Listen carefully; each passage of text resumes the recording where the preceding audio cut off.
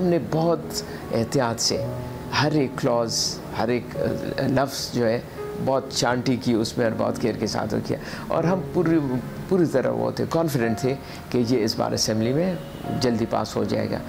लेकिन वो डिपार्टमेंट ने बग़ैर किसी से डिस्कस करके, लॉ डिपार्टमेंट ने एक जूनियर ऑफिसर ने वो सीधा भेज दिया CII को, और CII उन दिनों बड़े इश्तिहाल में थी क्योंकि पंजाब का बिलाया हुआ था और वो उससे खुश नहीं थे।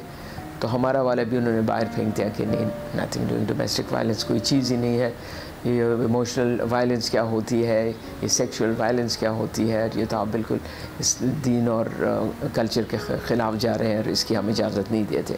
हमारा ख्याल था कि 6 महीने के अंदर अंदर फिर ले आएंगे, लेकिन उसमें साल थोड़ा ज़्यादा हो गया और वो हमने दे दिया, टेबल कर लिया इस बात पर बिल्कुल, क्योंकि हमने बहुत नरम जैसे, माइल जैसे बनाया था।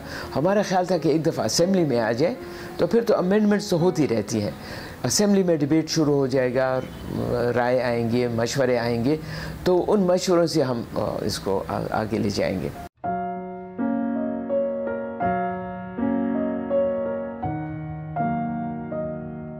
एक इंसान कैसे वायलेंस को प्रमोट कर सकते हैं, क्यों जमात इस्लामी या जमीयत उलमा इस बारे में नहीं सोच सकती।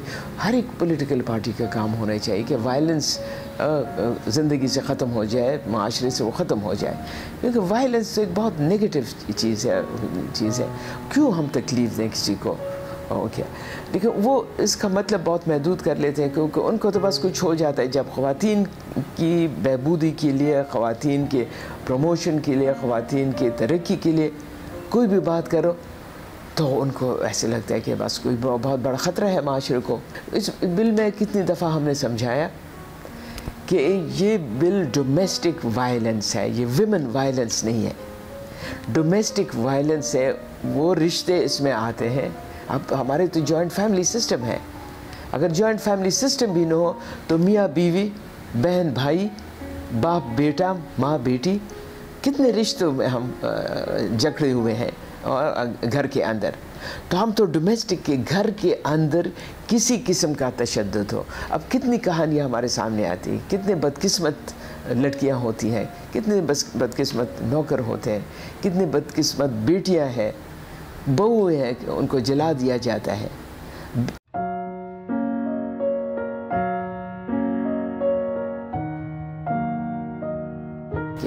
इसी तरह सोशल वेलफेयर जो है कि उसको बहुत स्ट्रेंथन होना चाहिए, क्योंकि वुमेन एम्पावरमेंट है वहाँ पर, वो सबसे कमज़ोर डिपार्टमेंट है, इसको कोई स्ट्रेंथन कर ही नहीं रहा।